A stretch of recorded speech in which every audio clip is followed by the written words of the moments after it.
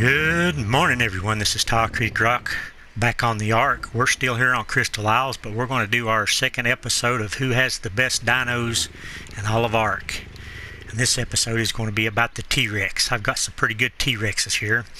But anyway, we're going to figure out a good way to start this episode. I'm thinking we'll go back to the very beginning and do a little story, I guess. Say you're a brand new ARK player. You just started a new game of ARK you've never played before.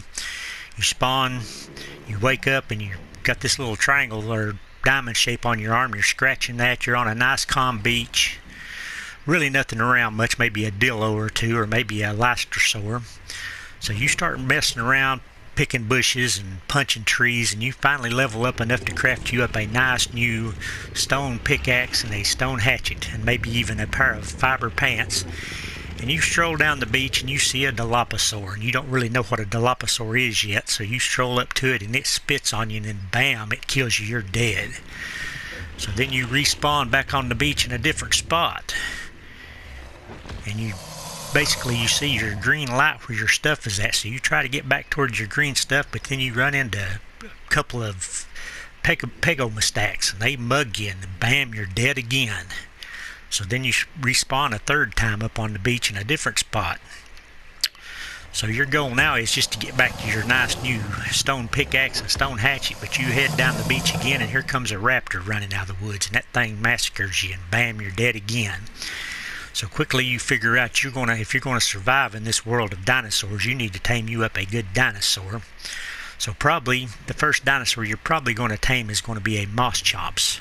So you tame you up a nice low-level Moss-Chomps with some mature berries, and you ride it around, and you run into a few small carnivores like the dillo and stuff, and you're basically able to handle dillos and maybe a low-level raptor or something.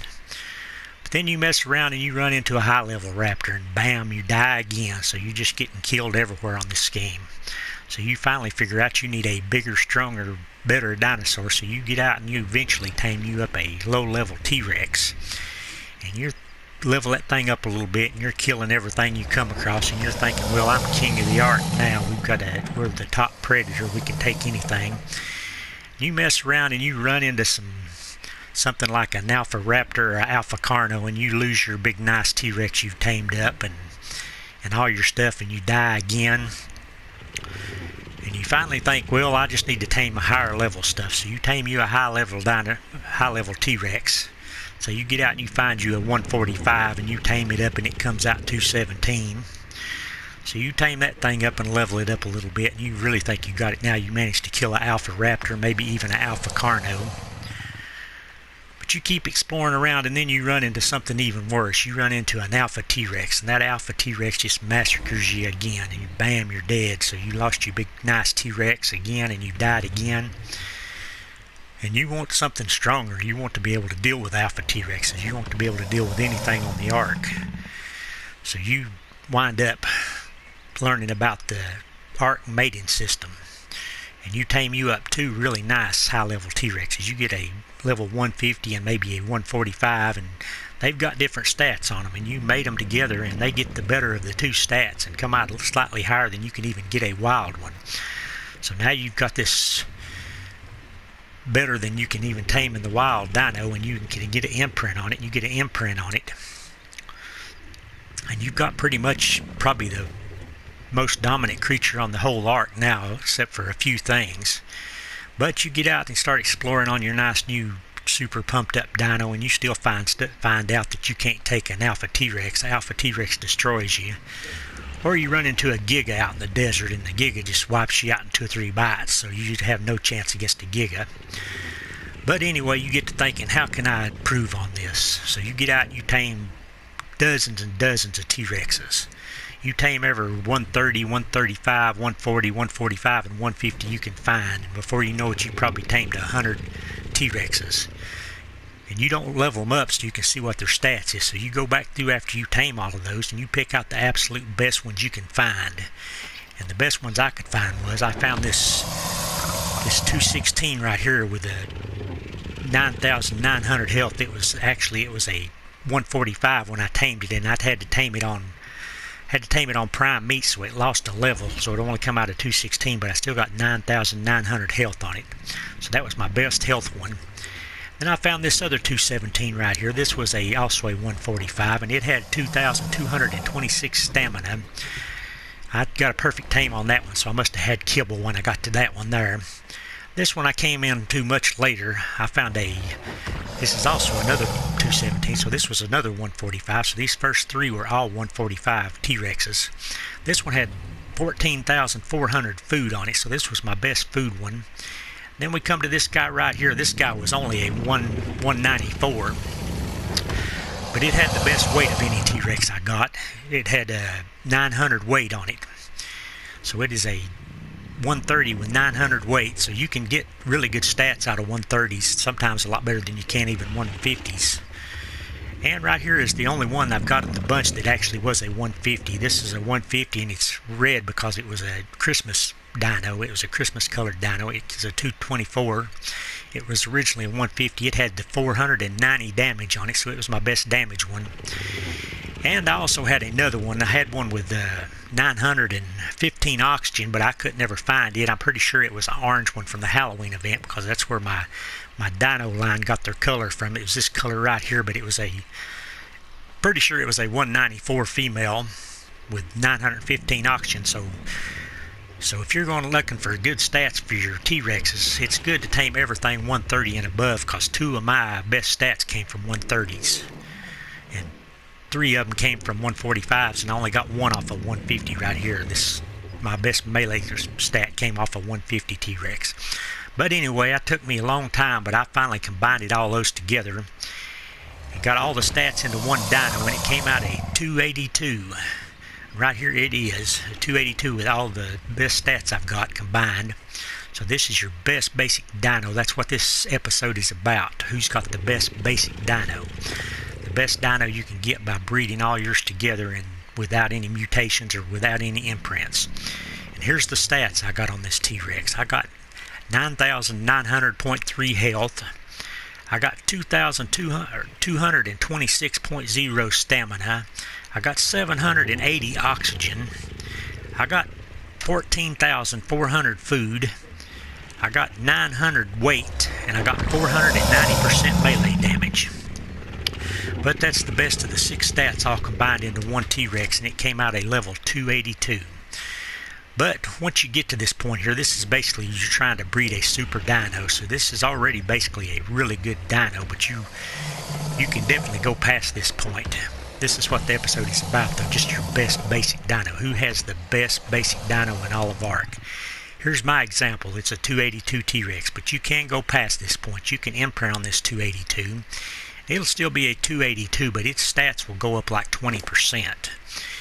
If you imprint on it, its health goes from 9,900.3 to 11,880.3. Its stamina and oxygen, neither one of those stats will move if you imprint. They stay the same. The food will go from 14,400 up to 17,280. The weight goes from 900 up to 1,080, so it gains 180 points in weight. The melee damage goes from 490 up to 581, so it gets almost 90 extra points of melee damage when you level it up. So it's really good to do an imprint on your base right here. Once you get your bases, get your ones ready to go into battle, you want to imprint on them. But you don't want to imprint on your breeders, just the ones you want to take into battle, because it gives you like a 20% buff on everything except for the, the stamina and the oxygen. Yeah, it gives you a 20% buff on everything but stamina and oxygen. And then once you get to your best basic T-Rex right there, the 282, you can start doing mutations on them.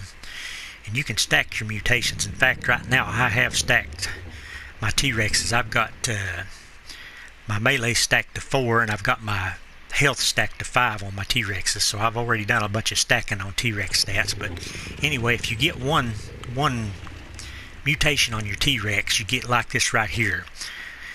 This comes out a 284, so if you get one mutation, you get 2 extra points on your level. You go from a 282 to a 284. This one has a health mutation, so the health went from 9,900.3 to 10,340.3, so it gained an extra,